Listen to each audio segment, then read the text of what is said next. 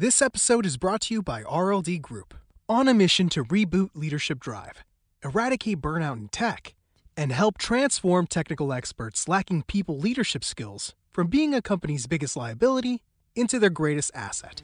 Leaders in tech are burning out at an absurd rate.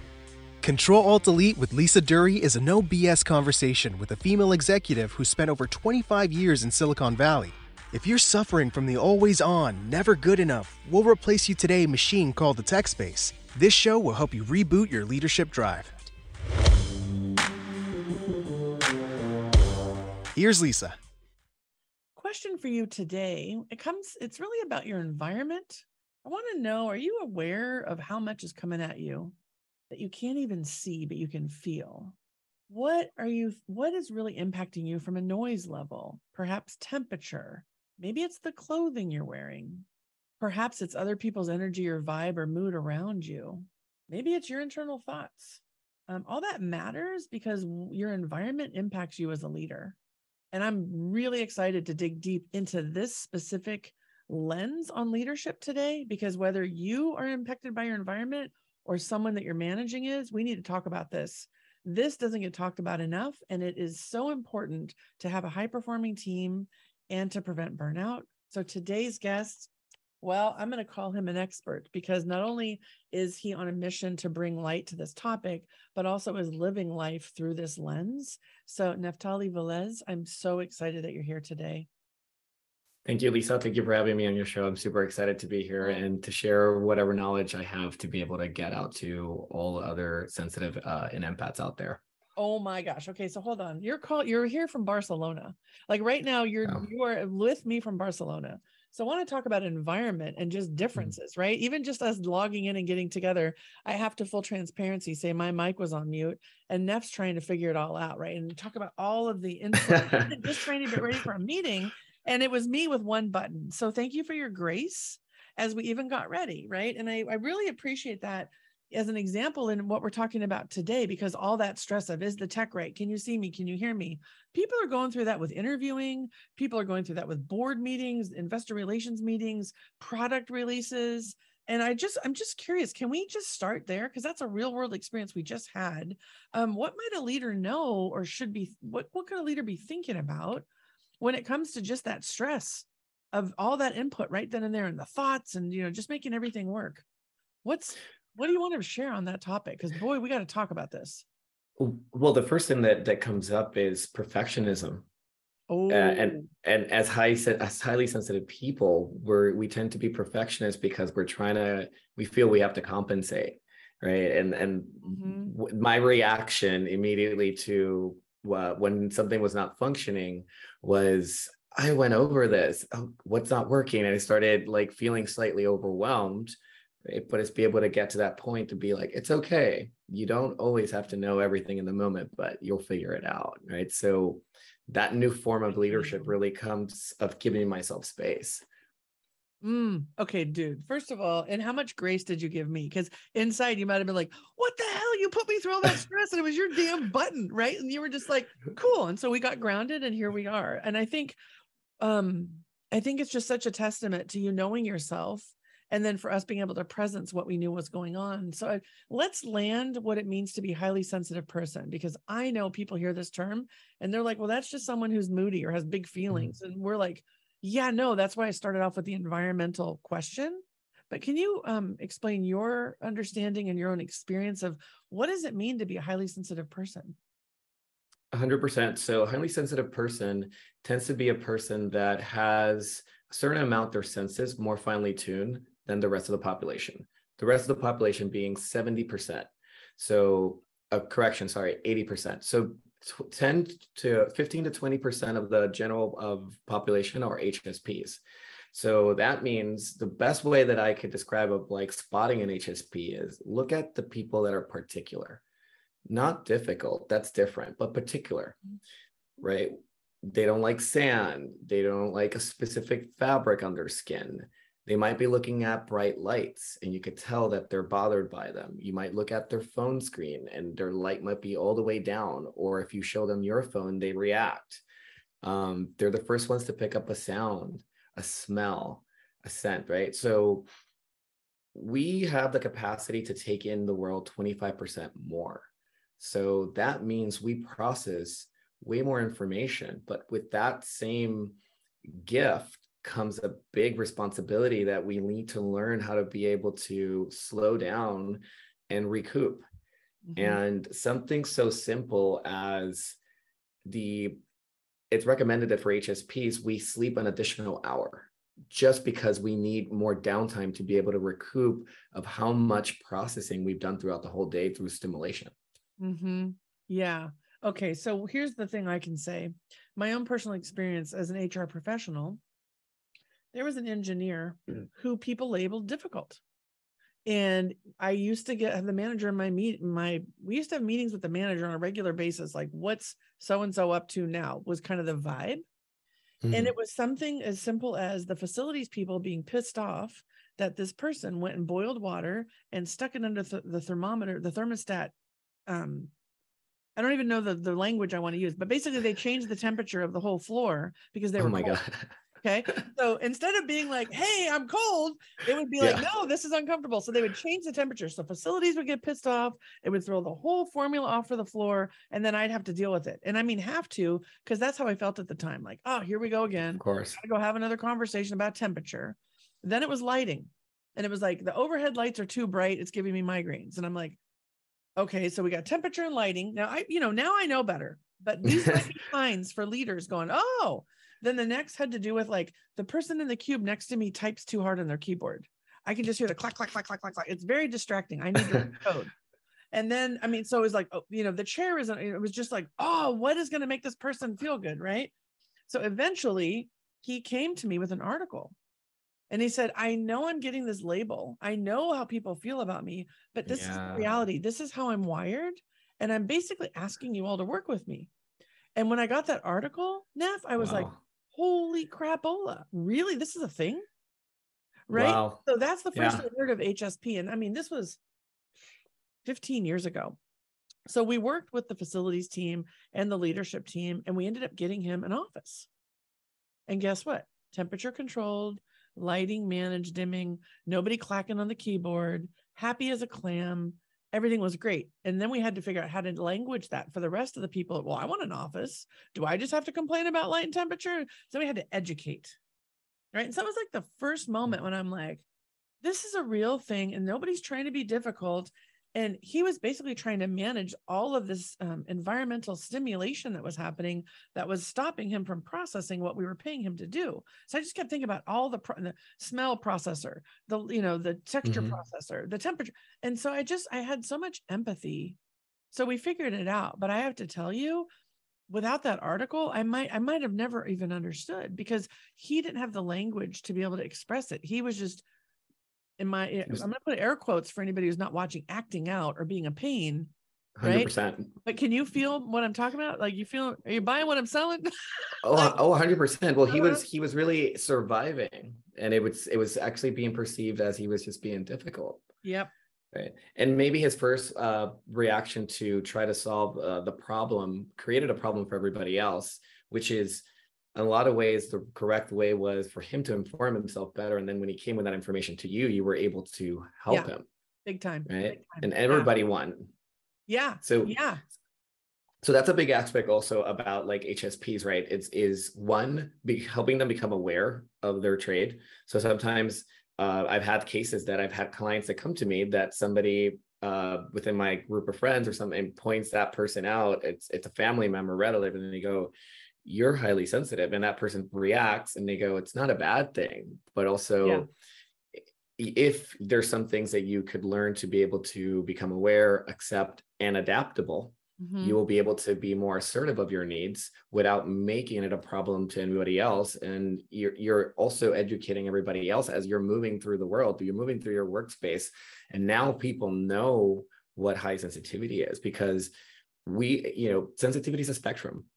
We all have some level of one of our senses. It's more sensitive than the rest of them. So understanding that it's just another part of ourselves. And the more we accept those parts, the more integrated we are as a whole, right? The more harmony we have.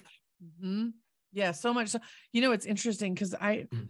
so even though I had this experience at work, I married a man who later in life we figured out was HSP. And I knew this from work. And then later in our marriage, we were working on some things and all of a sudden it clicked and we were like, holy cannoli. Right. And so he talks about this regularly. He's actually even been interviewed in a diversity, equity, inclusion app where he talks about what it means to feel included because his senses are so fine tuned. And he's always said, I wish it wasn't called highly sensitive because as a dude, that just doesn't feel good, right? Like Yeah. a highly sensitive dude, you never feel like, oh, yay, that's a superpower, right? And so he's always like, I wish we could talk about it about finely tuned or, really if there could be other ways about it. So I think there's even the languaging around it. Sometimes people are like, I'm not sensitive, but when I smell rubber, like a new tire, oh, I get mad. And I'm like, Yeah. well, look that's what that might feel like when it's too much for you and it affects your mood or your experience, right? So how do you feel about the language of sensitive? Like, what's that been like for you and just embracing that this is Elaine Aron's work and this is the way it's been labeled for people to talk about it? Do you talk about it as sensitivity or what's your language for that? I do. I embrace a lot of ways. I embrace sensitivity, but it's not you have to kind of get to that point yourself, right? And sensitivity, in a lot of ways, it's also misunderstood for empathy, and people that are that overly feel and they're overly emotional sometimes. But being overly emotional is hypersensitive, right? So hypersensitivity is just conditioning. That doesn't have to do with anything innate. So I could be highly sensitive and I could be hypersensitive. So understanding those two distinguish these two characteristics are important, and understanding that sensitivity is not about emotions, right? Sensitivity is about senses, but with awareness, the more you're more aware of your senses, the more you feel. So you also grow in that capacity too, but it doesn't mean that you're overly emotional or you're hypersensitive. So I love being able to talk about that to people because I always say, make sure you don't confuse highly for hyper, because I love this anything so hyper much. does not work. Anytime you put hyper in front of anything, right? You're an achiever. Now you're a hyper achiever. That's not a positive, exactly. Right? Hyper rational, hypersensitive. So I always like to educate people around that. And I think the only reason probably why I embrace sensitivity so much and I become an advocate for it is because I need to. If I'm not comfortable taking the label, how can I expect other people want to say, I'm highly sensitive and, wear it as a badge and say, and look at them and say, you have superpowers. Yeah, exactly. Well, I think that's why you doing your coaching and everything that you do with your podcast. One of the things that I thought was so cool when I got to meet with you and having my own experience through work and then also in my own personal life is really realizing like people label sensitivity in a way that's not even what it's meant. So I love this. It's not hypersensitive. It's finely tuned senses. It's a different thing, right? Yeah. I really want to help the leader who's thinking, is this the same as an introvert? Right. And I really want to land that for everybody. So could you give your perspective and understanding for anyone this is the first time they're hearing about it and all of a sudden things are starting to click before we just land everybody as an introvert, because that's not the case either. So how can we define this a bit more for the people listening to really better understand what we're talking about? Oh, 100%. So all this work actually first was discovered by Myers-Briggs. So Myers-Briggs did discover high sensitivity, but he never was able to expand on it. So if he probably was alive today, he probably would have had enough time to probably expand on his Myers-Briggs. Right? And potentially sensitivity might have been a parameter that he would have been measuring. It might have been 5 parameters instead of the 4. So another thing that people always forget is when we think that we're an introvert or an extrovert, it's almost like we're exclusively that, but we're not, right? So we're always on a scale. So something to notice is if you're still not feeling replenished, if you're still not feeling whole, when you're still taking time and you're removing yourself from other people, you might still be overstimulated. You might be at home watching a violent movie, reading the news, and we know how the news could be, and we could be reading it, get worked up. That's a highly sensitive person too. That's saying that you need to be aware that not only probably you need time alone, but that you need to remove stimulation intentionally so that you could really recover. So you stop feeding your senses more stimulation. And when we could do that is when we fully feel integrated, because we need social time, we need alone time, and we need to remove stimulation almost daily. It's like, if you find a practice that you could do it daily, you're so much in touch with every aspect of yourself. And then, I don't know if this is necessarily, in a lot of ways, some people might be like, why would I want more sensitivity? But the more focus you put inward, the more sensitive you become. But with that is you just gain so much more knowledge about yourself and understanding about the world around you. So you start having less friction because you're taking care of yourself, and you start holding space for others because you're capable of, through your intuition and through your senses, picking up on all the little subtleties in your environment that nobody else is, right? Yeah. But you're taking care of yourself. I love, okay. Control Alt Delete, reboot your leadership drive, right? Control Alt Delete through the lens of burnout, Control Alt Delete through the lens of self-awareness. And you're merging them like they're all here right now. And what I'm hearing you say that I think I just want to, what I really want to say, and I'm getting tongue tied because I'm so moved by what you just said. So let me just process. I'm overstimulated right now with, right? Because what you're saying is like, hey, leader, hey, individual, if you have this trait, which 20% of the world does, this genetic code, right? This wiring, and you're feeling like, oh, I'm just an introvert.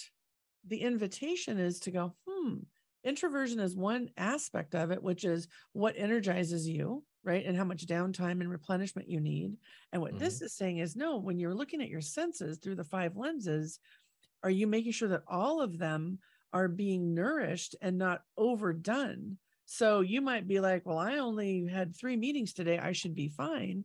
But if you're listening to the news all the way up and back, the kids are in the back practicing drums, it's really hot outside, your air conditioner is broken, all that's coming at you too. And so the invitation I'm hearing you make people is, hey, take a look and just scan through all of this and really see, are you really attuned to yourself? Because I love what you said so much, that when you're attuned to yourself, you can then be better attuned to others, right? So instead of snapping at your spouse or getting pissed off at the product team for something because, the meeting dinged, or you're getting too many Slack channel bing, bing, bings, and it's all coming at you.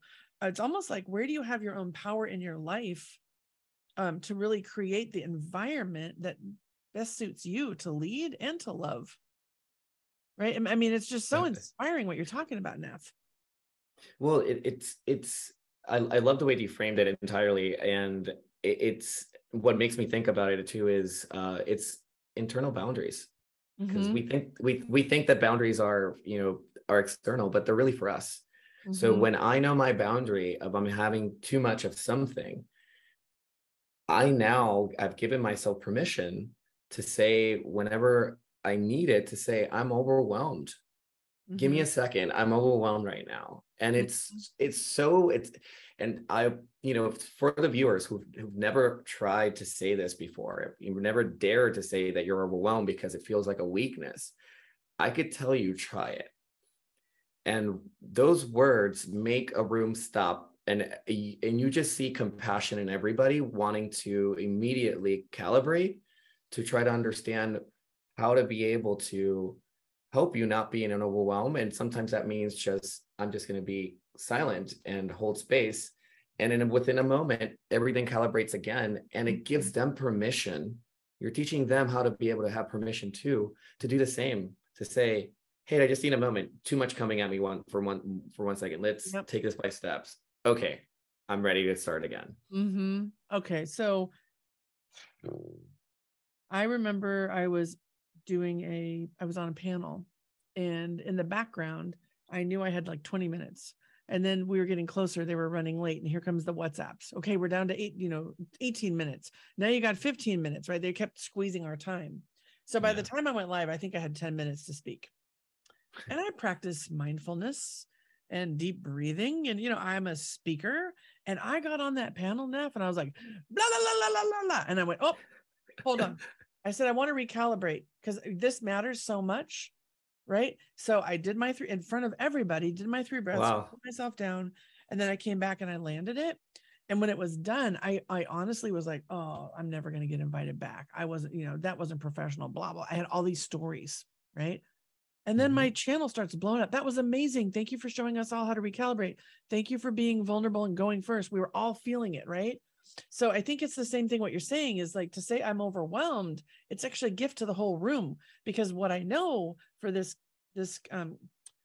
world that we're in, if you have HSPs on your team, they're reading the room and the energy first. And if they're overwhelmed, what's coming is everybody else is next. So why not go first and make it safe enough for someone on your team to be like, can we just take 5 minutes and regroup? Hey, there's too much coming in. I need a minute to process it all.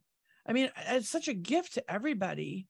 And yet I even, right, knowing what I know and who I am and everything I do was like, oh crap, did I land that okay? Because I didn't start off on a good foot. So, I think it's just an invitation to be human and practice and try, and then be in relationship to talk about it so that it's okay. Because it needs to happen. Oh, 100%. And again, that goes back to you're weakening your saboteur of perfectionist, right? Like you're improving, you're teaching yourself that, no, it's okay. I could edit myself in real time and I don't need to, shame or guilt myself. And not only the perfectionist, also people pleaser, because as HSPs, we read the room. So we want to give purpose and we want to hold space, but that should never come at the cost of our well-being. And we could really do it well when we're capable of saying, I need a moment so that I could have many moments for everybody else here. I love this. Oh, thank you. Thank you for saying that and putting it out there so we can have this part of the conversation, because I want to turn to burnout for a second. It's one of the main topics of this show. And we all know that the world is, we're describing it as Bonnie, brittle, anxious, nonlinear, incomprehensible, right? I mean, how incomprehensible is it that my mic was muted, right? And how brittle was it that you were like, crap, what's wrong? How were we both about how much time do we have, right? And it was nonlinear because we were like trying to troubleshoot, but it was over here, not over there. So at the simplest example, but on a much broader scale, especially when I think about our leaders in cybersecurity, always, trying to make sure that nothing's getting hacked, and, new viruses coming out every day and people worrying about their health.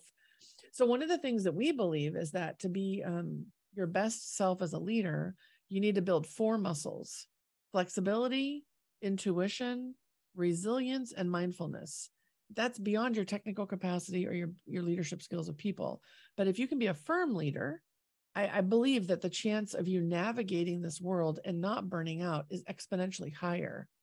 And I really believe that HSP traits, people that are really tuned in with themselves and the environment around them, could be tremendous assets to this firm model for all leaders. So I'm just curious, when you hear me say this, knowing what you know about your own experience and HSP in general, what should a leader think about, or what might the invitation be in a conversation with the teams to benefit from the fact that I believe, HSPs on their mission are in a firm space. They are flexible, they are intuitive, they are resilient, they're mindful to be able to thrive. So 100%. And when you described firm, which I love your definition of it as an acronym, it screams HSP to me.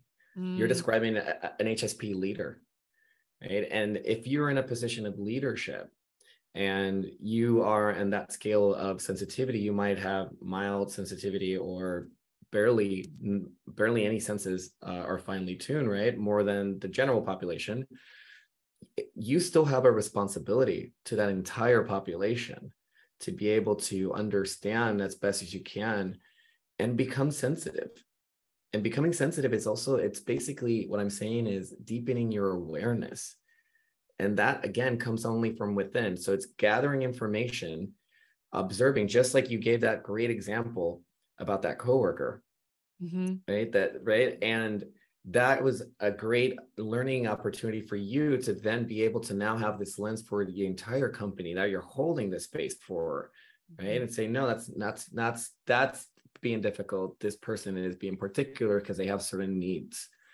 And I think that a lot of the world, we're looking for more sensible leadership. And HSPs, we a lot of times think that because we get overwhelmed and because we're overthinkers, we might put ourselves down and we might think that we're not strong enough to be able to hold those leadership positions, when in reality, we're the most equipped because we have the compassion, the empathy, the resiliency, right? We have everything it needs, the intuition, we use it, everything we need, mindset, because we have to work on our mindset to become adaptable, for us to be able to navigate through the world and just understand that I know how to take care of my needs. And because of that, that means that I'm more equipped to help you figure out how to take care of yours. And that's leadership to me. Totally. Yeah. This is why I was so excited to talk to you, because I thought, if anyone who's listening identifies and understands themselves as HSP, as this, I'm going to call it a label for a minute. Yeah. And they're like, oh, I can never be a leader because I get overstimulated or overwhelmed, or I feel too much and I got to lay people off and I don't want to do that. Or, reorg or mergers, like all that stuff is overwhelming for the senses because you care deeply, right? And you're in tune with everybody's emotions.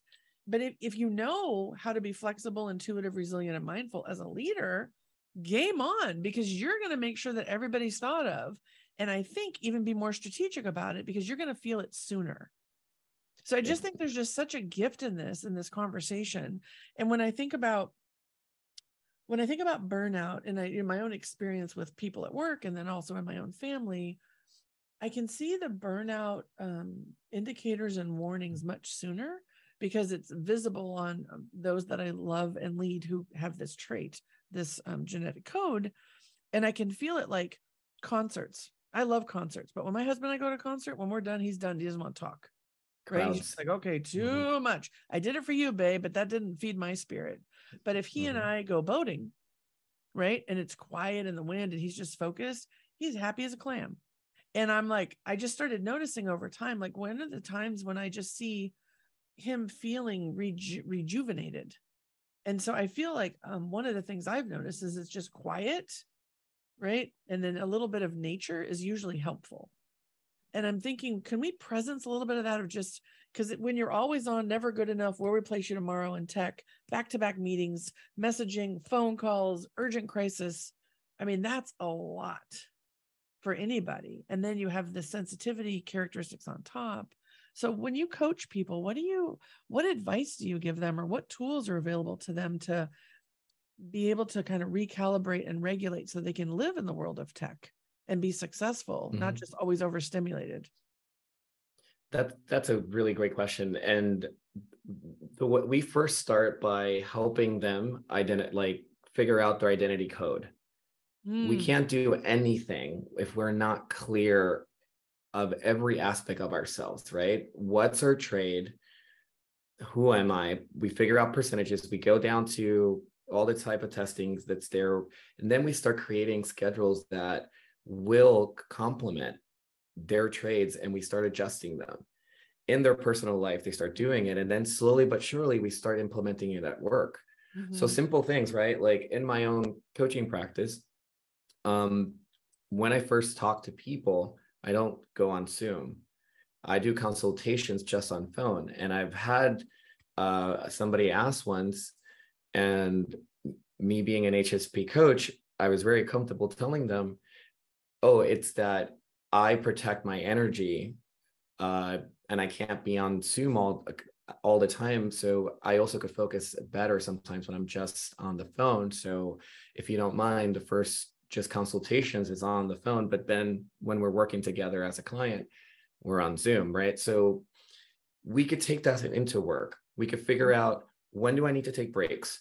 Do I need to take this call on video and, provide myself with more stimulation than I need right now?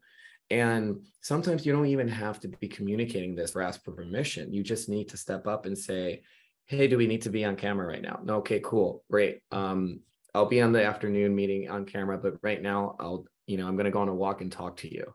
Yep. Right. Yep. Whatever it is, but it's creating that distance. And a lot of this goes back to that, again, always it's back to that work of self.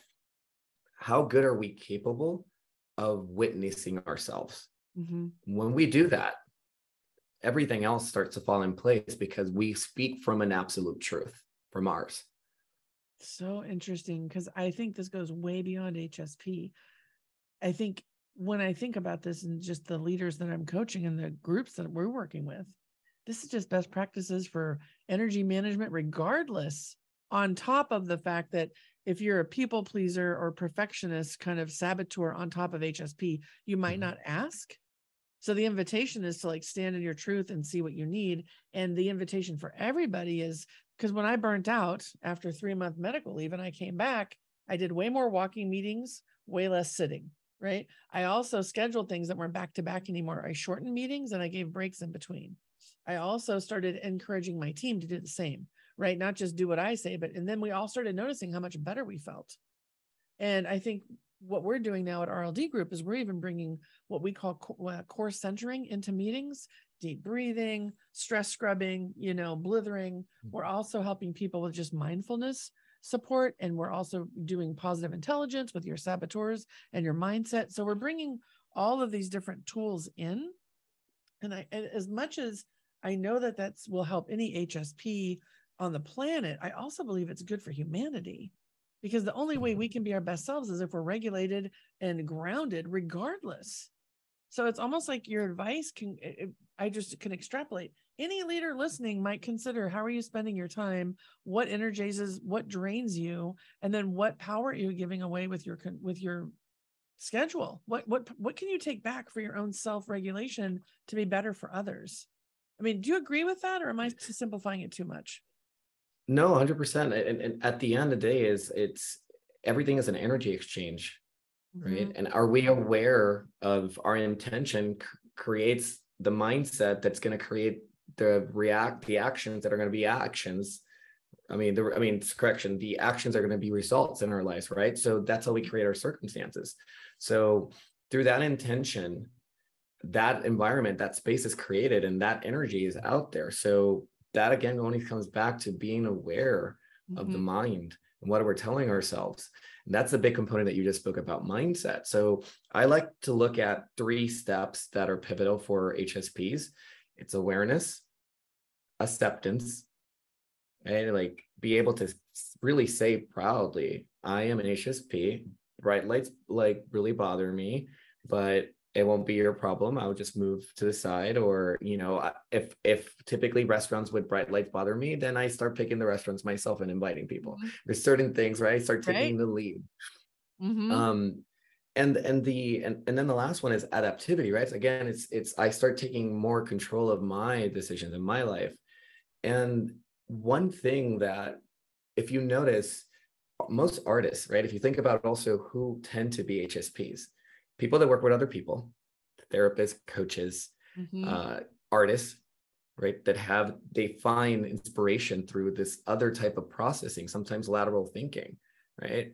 And if you think about how we create and the spaces that we create, the most sophisticated, the environment that's created with the lighting and the right temperature and all these things, those were created by HSPs. And these are and these are places that we're all comfortable being in, right? Like we're capable. Exactly. Hey, facilities team, you want to consult with some HSP leaders, right? And everything is solved. Yeah, exactly. Hey, remote leadership core team trying to figure out if we're bringing everybody back or not. Consult with the HSP group, right? I laugh because my husband for a while had a home automation business. I'll just land that. That's automatic perfect, blinds, temperature control, right? He had a home automation business. So of course he would, because he loved that, right? Anytime, he's also has real estate background. So anytime anyone went to buy a home, he would go observe it all and he'd be like, yep, that's cracked. That outlet's not working. See it all, right? This is what you're talking about. And it's amazing when you can let that person shine and bring forward what they observe and notice and experience. Everybody benefits. because it's more comfortable, right? It's just such a gift, such a gift. Well, that's really leadership there, right? You kind of wrap back to what we were initially talking about. Mm-hmm. When you show up and you're not scared to, right? Because vulnerability also really means courage. Yep. So when you're vulnerable with yourself of what your needs are and you're ready to do what's needed to take care of them, you're courageous. And that is the best form of leadership. Mm-hmm. You're leading by example, and other people are learning and they're following your steps. You're creating spaces for others. Mm-hmm. Yeah, you're making me think too. So when we work on a lot of our inclusion and belonging initiatives with our clients, we spend a lot of time talking about extroversion and introversion. And we talk about, DISC, and we do, our Colby and our Strengths Finder. We really do try and bring the different components in to help leaders understand not everybody's wired the same way. And I think one of the greatest gifts, at least in the HSP, for the HSPs that I know and love, for them to just simply be asked, what are your thoughts? What are your observations? Is there a question? This is what I know, but you're living this too. And I'd love to know what might be a simple question that a leader can jot down right now to just make sure they ask, to be able to make it safe or open up to make sure the voices of HSPs get heard and presenced. What's a good question through your lens? Yeah, that's a really good question.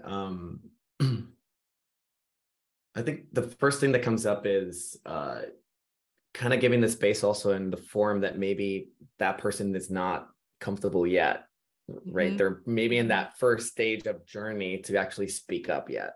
Yep. So finding, providing that opportunity to say, you could send me an email, you could pass through my office, or you could just speak up right now, right? Or actually send out surveys that are capable of classifying the experience that people are having in their environment, and open to suggestions of how can you improve it, right? Because there you're going to see it. That's when it's going to come out, but not necessarily having to specifically like pick one person, but maybe doing it in a broader scope, that it's, hey, everybody's going through this.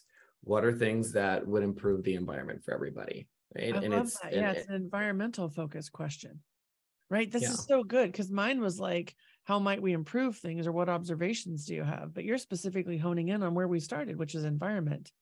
This is so insightful to me, because this is funny. Like, I used to do a lot of corporate events, and we would buy shirts and jackets for people. And, sometimes the cheaper stuff ain't so soft.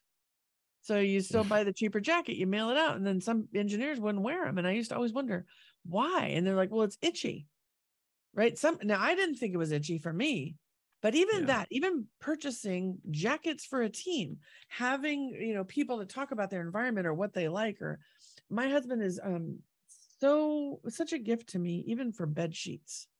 Just an example, I'm like, whatever, it's a sheet. But man, when he picks the sheets out, those are some sheets. Right? It's soft, it's inviting. And I think about that on clothing or hats, and I think about just the questions about environment in so many different lenses. Even when I think about the design where they set up war rooms where everybody comes together and works on the code to get out the door for the customer, those are loud and there's a lot of energy. And so it might be that, in the war room design, how might this work for everybody? Because if you're the critical coder and you're getting all this assault on your senses, that's not going to work, Oh, 100%. And a couple of things that I think will be great to like point out here that also kind of popped up and like inspired when you were talking was going back to the initial point of the people that don't dare to speak up. Sometimes we would label them shy, but nobody really is shy. Right? It's a conditioning that's been taught, and people have been labeled that way. It's actually not a constructive one. It's looked down as you're socially not as skilled, right? You're othered. So, oh, dude. Okay. Yes. We're going. Yes, let's go. Yeah. So in that way, like, one of the things I always say when I hear it, I don't try to make people feel bad that they say it, but I try to educate people immediately. Go, do you know that shyness is not an innate trait? That person probably is overstimulated enough, they're probably stimulated or overstimulated, and they're having internal dialogue, or they're taking in the world. They're an observant, more type of person.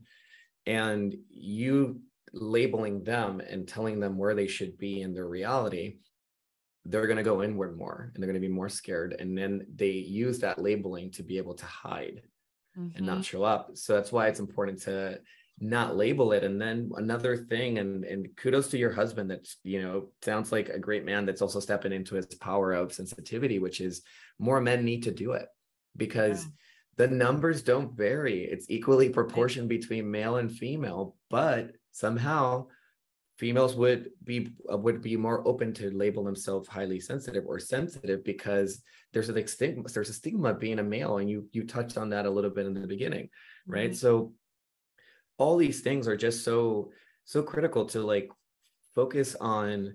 Again, instead of, if we almost could eliminate extroversion, introversion from the language, and we could focus on where are you on the sensitivity scale, because that says more about your awareness. That says more about how you're going to engage, your receptivity, right? It says about your comfort. It says so much more information when we use sensitivity as a way that be able to look at your team. And when we're thinking about meetings, true leadership looks more like, what do you need? How would this meeting be ideal versus, let me tell you how this meeting is going to be. Dude. Oh my God. Okay. First of all, holy crap. Okay. The shyness component. I'm just going to go there for a second. How many leaders are just like, oh yeah, they're just shy. You know, they just get the work done. They're just getting it done. What you're basically saying is, hey, I'm putting you on notice, leader. If you have someone you're labeling as shy, you're missing out on that person. And it's your job to go fix it. Go make it safe for them to speak up and find a way to bring their voice in. And I'm like, Neff, that's awesome, right? Then you're like, oh yeah, and by the way, this is how the meeting's going to go. That's not leadership. And I totally agree with you. How might we make the best use of our time? What does it look like for everybody, right? And then you were like, so how many times do you get on board and they're like, what's your favorite movie? What's your favorite food? You know, for your birthday, do you like Starbucks or Pete's, whatever? Like, how much more informed might you be, and how much more inclusive might you be in simply asking, you know, when you're around bright lights, how do you feel? If there's a lot of noise, are you able to get your work done? And actually factor that into where you decide that person's going to sit, or how you're going to run your meetings. Like, holy crap, this is That's so brilliant, freaking awesome what you've just inspired and what you've brought to light. Yeah, I have to manage my energy for just a second, because what the hell, right? That's so much better than Pete's or Starbucks, Coke or Pepsi. This is like, hey, do you need dimmable lights or not? You know, I mean, yeah. How many times this facility has been like, don't bring in a space heater or your own fan? Because I talk about this with lens of like menopause, like hormonal fluctuations when you're pregnant. But why wouldn't that just be true for any human being on the planet? Like, you just like, there goes my brain. Well, if you think about even like what's happening, right? Like post-pandemic, people are not wanting to go back to work. I know. Yeah. Right. I could control my environment at home. Why would I want to go somewhere that I'm interrupted, probably more than I'm comfortable with? It throws you off, right? Like your focus is hard to keep when you're continuously interrupted. And interruptions also come through your environment that are not humans. And that's what we're talking about, right? When you're continually like the light. So I remember when past life, when I was an engineer and I was working in a mechanical construction firm, and there's a lot of lack of sensitivity in those type of jobs of construction, right? A very masculine energy, and they would call it the bullpen, and you're just literally on top of each other. And I remember there was one lovely but extremely loud coworker, and I don't know how high I could put my headphones on and music on to try to stay focused, but I would always just hear or feel her energy. The lights were terrible. You know, I had to wear extra layers because it was too cold, exactly what all these you're pointing out. And so I would come in so much earlier to try to like be able to get more hours in and leave earlier. Yeah. right? And then they're like, how come you're not going to happy hour, Neff? Why don't you want to participate, Neff? And you're like, dude, I'm done.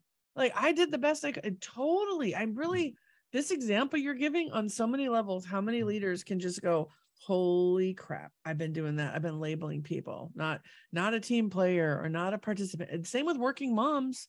They're like, guess what? Or working dads, even working parents, caregivers in general, get me in and get me out. I don't have time for your happy hour.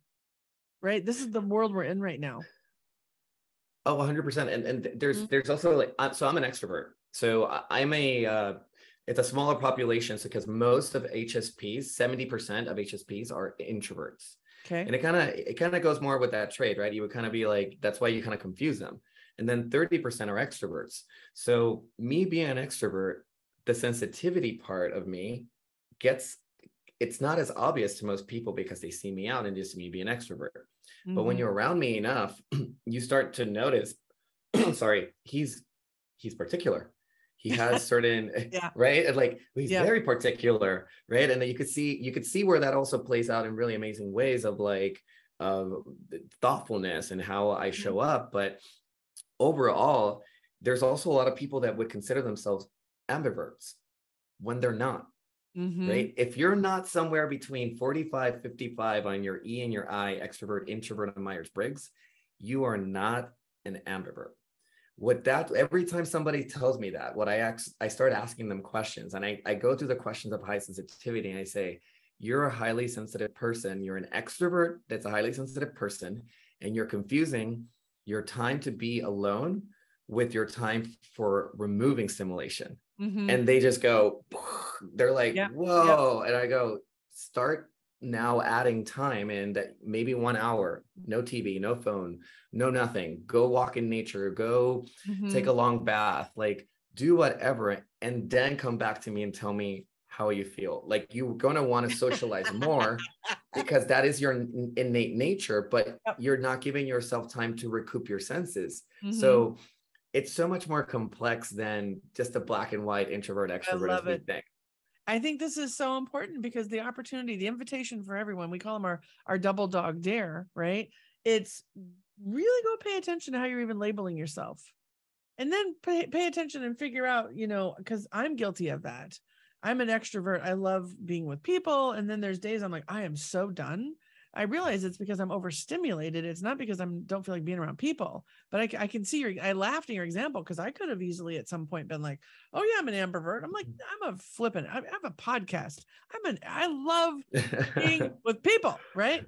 So here's what I think I'd like to do if we could. If people are like, hey, is that really me? And I didn't know it, or maybe they're seeing themselves or someone they lead or love in our conversation.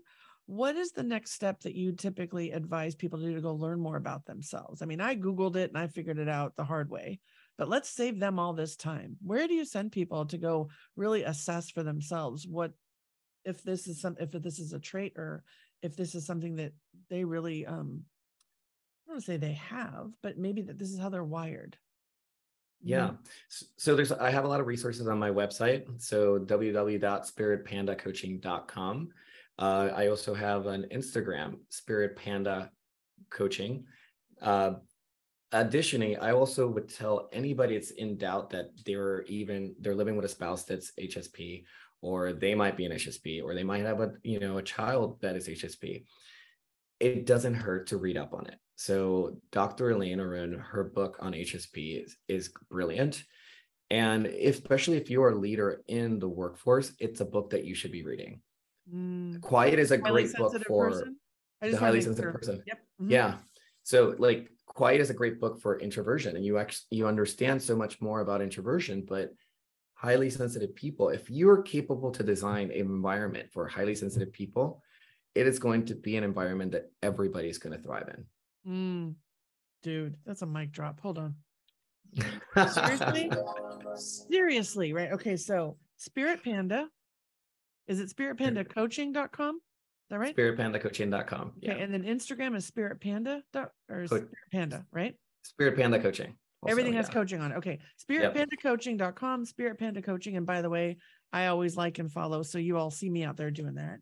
And then if you want the book, which boy, I wish I had that back when I got that article, right? Highly Sensitive Person is the book. And then quiet's great for introversion, but it doesn't describe what we're talking about today. It's just helpful. But what we're talking about is truly designing an environment where everyone can thrive and making sure that you're looking at through this lens because everybody benefits.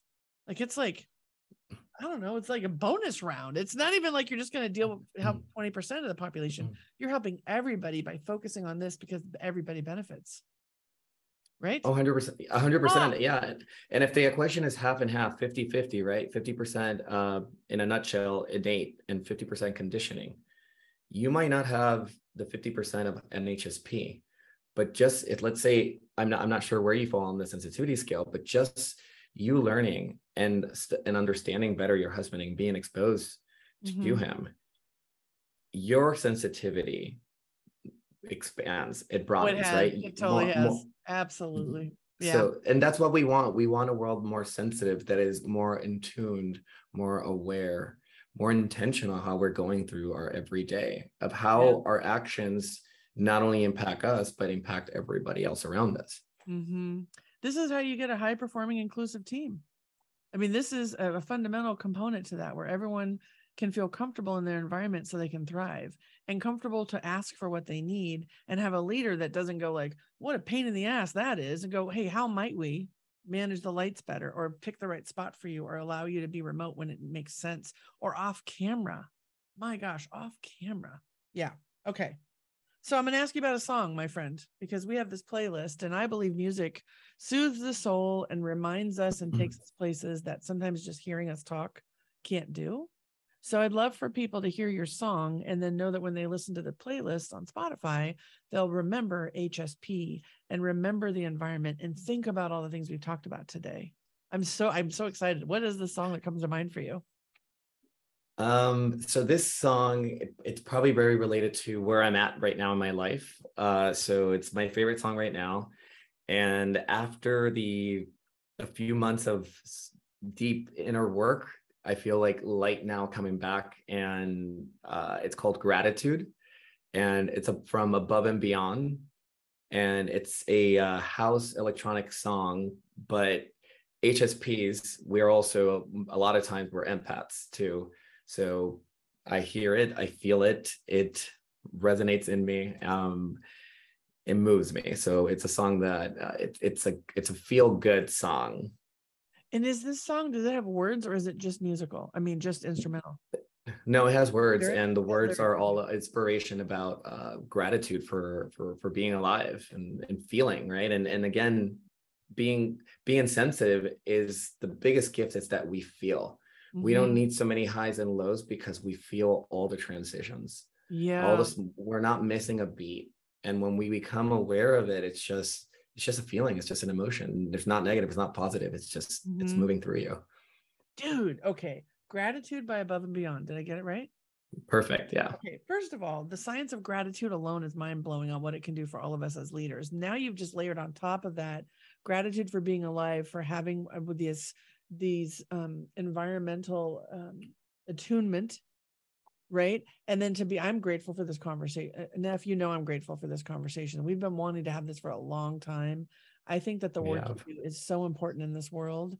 I know that the next generation, imagine being 5, 6, and 7 and having the language and the awareness, and the parents getting it, and you not even doubting that there's anything wrong with you, and just knowing, oh, this is me, right? And then bringing that into the world, and then bringing the world forward with that. I imagine a world filled with gratitude and feeling HSPs, feeling not labeled for being sensitive, right, in air quotes, but being labeled as truly people that understand and are tuned into the environment to help us all.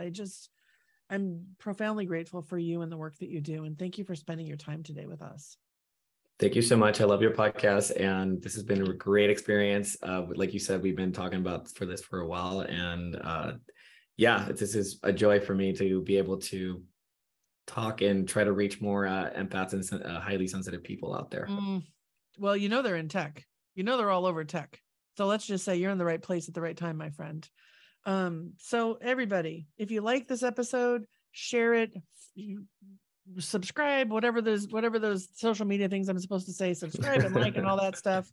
Fundamentally, share it with someone, get the information, follow Neff, Spirit Panda Coaching, raise it to your HR and facilities team, bring it up, and just know that you'll be helping everybody by paying more attention to this. Until next time on Ctrl Alt Delete with Lisa Duerre, make it a great day, and thank you all for your time. Thank you, Neff. Thank you. Thanks so much for listening to this episode of Ctrl Alt Delete with Lisa Duerre.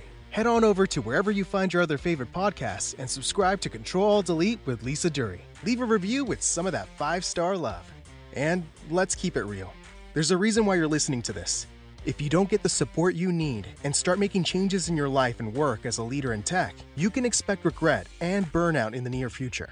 Lisa and the team at RLD Group have been in your shoes, sat in those meetings, and experienced everything you can imagine as a leader in tech. They can help you get kick-ass results at work without burning out, so you can be present for the moments that matter to you and your loved ones. Take your first step by visiting rldgroupllc.com. RLD Group helps develop technical experts lacking people leadership skills from being a company's biggest liability into their greatest asset. Find out more at rldgroupllc.com. Thanks again for listening. Catch you next time on Ctrl Alt Delete with Lisa Duerre, powered by RLD Group, as we help you reboot your leadership drive.